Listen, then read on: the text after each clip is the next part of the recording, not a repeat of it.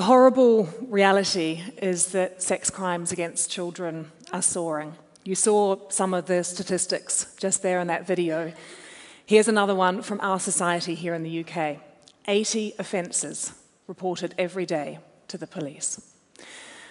With us here today, I'm pleased to say, is Helena Fraser. She's the little girl you just saw in the video.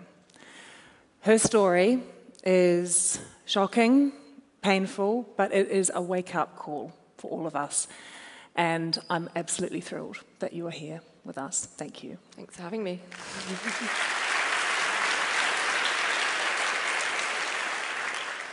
You were 11, Yeah. just 11, Yeah. when the abuse took place. Why were you too scared to tell anyone? Because I was 11. Because the world that had been created around me, the world of an 11-year-old, is that adults, and particularly teachers, are figures of authority. And the teacher in question, very much made the most of that position, and he told me that I wouldn't be believed because he was a teacher and I was an 11-year-old girl. And as that 11-year-old girl, why would I think any different? I've been brought up in a world where I thought that teachers... I come from a primary school that was like a family, and I'd just come into secondary school, and teachers were like parents. They were to be trusted. Why would anyone believe that he was doing something strange or wrong? And why would anyone believe someone like me? And why would anyone believe that he would pick me or want to do that to me? So, yeah, I just thought, well, I could try and say this, but I think I'm just going to get myself into trouble. Did he target you? I believe so. I mean, I'll never know that for sure. But what was happening to me at the school was that I was being bullied. So I'd just moved up into secondary school. I was being very, very bullied, as sometimes children are, and I became very isolated. I was quite an awkward child. I was very academic and nerdy. I was unusually tall and skinny and lanky, and so I just got picked on, and I became very, very isolated, and I think he just saw that isolation and that vulnerability. He was my form tutor, so he had a small pool that he could pick from, and I just stood out as this very isolated, vulnerable child, and I just think he could see it, he could sense it, and he knew he could use it to his advantage. What were the other teachers thinking, seeing you being held back for detention? So it's an interesting question because I did try to protest. I didn't tell anybody what was actually going on, but I did try to protest to a couple of the other teachers, to my head of year, to say, I'm being given these detentions and I haven't done anything wrong, and he's picking on me, and he keeps giving me these detentions, and I want you to tell him to stop giving me these detentions. And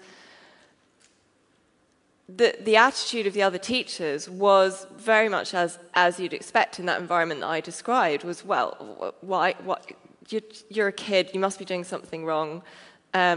Why would he give you a detention for no reason? But the way I see that now, with hindsight as an adult, is when you look at the kind of child that I was a vivacious, high-performing, bright, very well-behaved child, and nobody at any point questioned, hang on a minute, this doesn't fit. At no point did anyone say that something's off here. And also, why were there no other teachers in that? Why was a teacher allowed to be alone repeatedly, even after that child protested, over and over again, alone in a room with a child for these so-called detentions, when this child was clearly a very well-behaved, well-performing child? But interestingly, it transpired many years later, when I did finally speak out, that there were other teachers that were uncomfortable with him. Apparently, he was known in the staff room as the perv.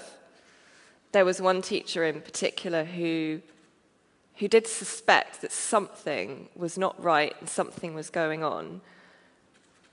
But she was in a similar position to me. that she felt that there was no space in which she could question this other teacher that wouldn't have consequences for her. There was no environment in which she could raise her concerns.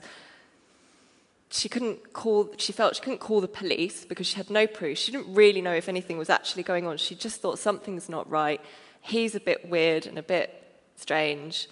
And she got to know me quite well because I was in several of her classes, and she just sensed it, and there was just no environment. So there was no safe space or environment for either me or other adults who were concerned to really question what was happening.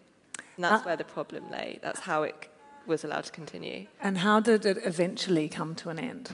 It came to an end actually just through coincidence. So I say through coincidence.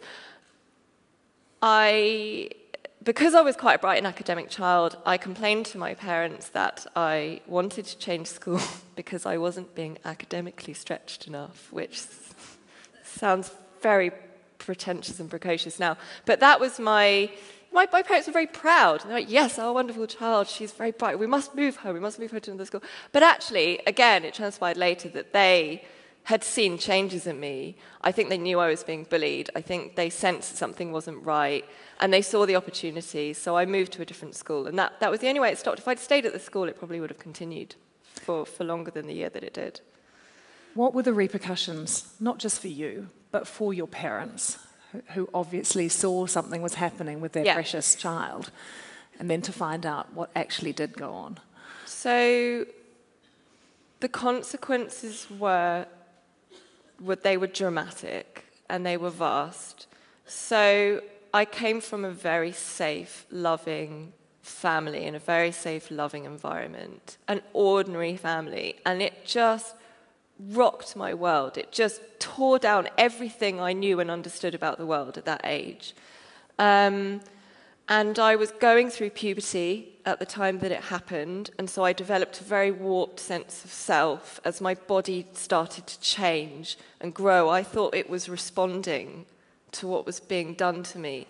And that, alongside the emotional trauma of the abuse itself, that warped relationship I developed with myself and my body, and not understanding how I could relate to what had happened, and not really understanding what had happened, to be honest, in the first place, was just so destructive mentally. And I was going through teenage years, which is a difficult time anyway. So I gradually, over the following years, just fell to pieces. By the time I'd left the school and moved on, I'd become quite odd and withdrawn, and so at the new school, I then continued to be bullied and ostracized, and I was self-harming. I bear the scars of that to this day, and I wasn't really eating normally because it was a sort of trying to stop these change. My body was changing, and I didn't want it to change. I started dressing like a boy, and I became very sort of destructive. I was destructive internally. I was destructive to my family. I pushed them away. I pushed away all my friends. My schoolwork suffered, and I just became this sort of ball of internalized rage. And I just stopped functioning. Gradually, over the following years, I stopped functioning. Until the age of 16, I was institutionalized. I was so unwell, and I was self-harming so badly and could not function normally in the school environment. I became obsessed with my academic work to the point that my brain just sort of disintegrated. And then it came to exam time, and I just disintegrated. And so I was put in an institution, and after a couple of months it was a specialist unit for adolescents with mental health problems.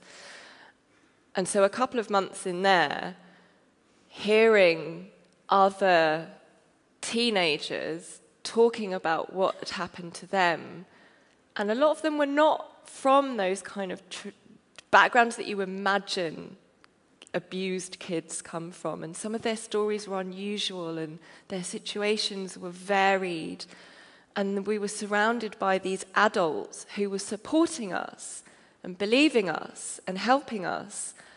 And I thought, okay, maybe I can tell these people, and maybe that might work, and maybe we can start talking about it.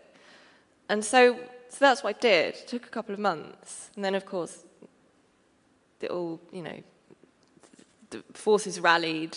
My parents... How was that for your parents when they heard? So they were brought into the unit, and we had a family session with the psychiatrists and the social workers where we told them. And it was devastating. My parents love their children. They've got 4 children. They're dedicated to their children. They have done everything to give us a good life and everything to protect us from harm. And they never thought that something like this could happen to their child. And just the havoc that wreaked on my family and on their world, and just how ill I was as well, and how confused and exasperated they've been over the years as to why this was happening to their child and why their child was so distressed and so ill. And so, of course, suddenly it all made sense. But as well as the guilt that parents just carry when something happens to their child, which it just wasn't their fault, obviously, that they carry with them to this day, this sense of sort of not having been able to protect their child, and also the guilt that they carry that I felt I couldn't tell them, or that they wouldn't believe me, which wasn't their fault. But try telling my mum that. But that also the sense that they had given their child over to this institution and these people who they trusted, and they abused that trust, and this institution took their child and abused that child and messed that child up for life, and the effects are lasting. And so the anger that they feel towards that institution and those people will never go away. We all still live with that, and they still live with that in particular. Finally, Theresa May is next. Yes. What message would you like to give her and for her to hear from you today? Wow. I think there's been so much progress made in the last few years, and I think particularly the last sort of 2 or 3 years that finally people are talking about abuse in institutions, that it happens, that people in positions of trust do these things, they do it openly, they feel that they are in a position where they won't be questioned. What is so important, as well as all of this sort of background checking and all of the sort of practical elements of preventing these people from being in institutions in the first place, is that they will get into institutions. And what is so important is that there is an environment in these institutions where people, particularly children, feel that they can question the authority, that there is a safe environment in which they can disclose without fear of consequence or fear of not being believed. The same for other adults who perhaps are lower down the pecking order, as we saw in places like Stoke Mandeville with Jimmy Savile, that there were people who really felt they couldn't question because he was in such a position of power. So I think it's not just about preventing these people from being in the institutions in the first place, it's about creating an environment in which these people can be questioned and people will be believed. It is amazing to see the beautiful, vibrant, intelligent, articulate woman that you are today, and thank you so much for your courage in sharing this story with us.